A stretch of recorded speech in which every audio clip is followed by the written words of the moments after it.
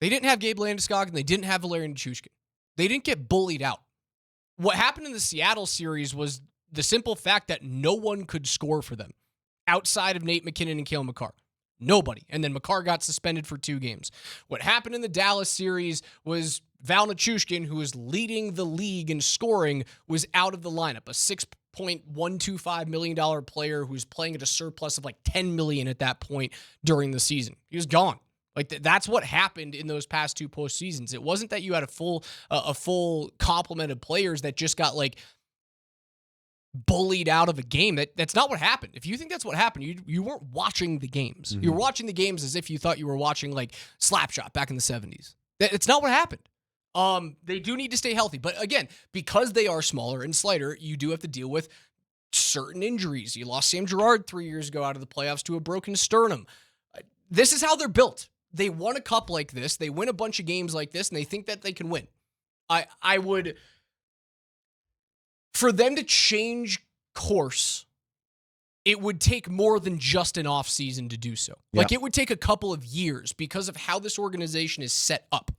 It would take a couple of full seasons for them to tear it down and then rebuild themselves like Vegas. Yeah, so and I think that's a scary proposition to make when you are right in the thick of it, year in and year, and that's what they've been. Yeah, the whole McKinnon and the whole Makar era, they have been in the thick of a championship race every single year, whether they've gotten it done or not. Yeah, and that's a lot more than like 90% of the league can say. Yeah, just just devil's advocate is the question is not necessarily to me whether you need to change your entire philosophy of your team, but at some point, do you need a better blend? Does the football team that's in West Coast throw it all around? Do they just need a big back just in case they need to get 3 yards on 3rd down and 3? And so for the Avs, I don't think this would be philosophically especially because your team is built a certain way, your stars are built a certain way, you skate like it is an effective way of winning games. They have shown that over the years, but in the event that you get into a series where it just kind of becomes rough and tumble, can you also just play that style?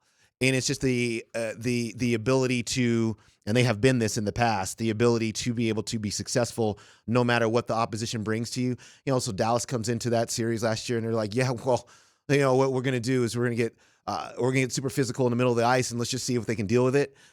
The ability for a team to not be able to just say straight to the media that, well, we're going to get physical in these areas of the ice and then just see if they can deal with it versus, oh my gosh, this team, like we're going to have to be on our game in all aspects to be able to beat this team. And I think for some fans out there, I mean, I think that's how it would resonate with me.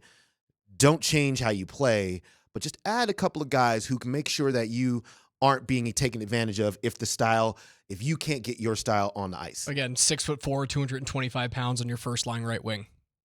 You had it. It was there. He's one of the most physical forecheckers in the league, and he just wasn't on your team in the last 2 rounds of the last 2 years of the Cup playoffs. Like, I can't overstate. And I see that the text messages roll in, the Twitch messages roll in. Oh, like one player can't make that much of a difference. One player, if he's worth that much, does make that much of a difference. More times than not, it makes that much of a difference. Not like the Peter Forsberg year of 2001, when Forsberg went out with his spleen and he ruptured it and was not able to play for the remainder of the playoffs. If you were to do that again, if you were to do that whole experiment again, the chances of the Avs getting through the West Final that year and then beating Jersey right after a hard West Final and a miserable series against the Los Angeles Kings, the chances of them getting that thing done without Peter Forsberg back in 2001 doesn't happen more often than not. The Avs had to barely hang on to get something back here for Game 7 in 01 against a damn good physical New Jersey Devils team in 01. That was an anomaly. An amazing hockey team. For my money, one of the 10 best teams ever assembled in the history of the sport. And it was an anomaly that they were able to pull it out without having one of the most dynamic two-way players, again, in the history of the game available to them. Anomalous. It doesn't happen. Like, when you lose that important of a player, more often than not, you know what happens? You lose to Seattle in round 1 in game 7. You lose to Dallas in game 6 in round 2. More often than not, that happens when someone that important is out of the lineup. And I just caution, like, this is what the organization's saying. We're going to try this again, and we hope that Val comes back, and we hope that Gabe comes back. And as a result, you want physicality? Those two dudes are physical as hell. You weren't going to find that in the offseason market. Now, if it crashes and fails, I'll be here next year saying, all right, you got to find something else in the offseason. Like, if Gabe can't come back and play, if Nichushkin, God forbid, comes back and then goes back into the program, you got to wipe your hands clean of both of those players. But I think their general success over the last 4 to 5 seasons has afforded them the ability to, we're going to try this thing again.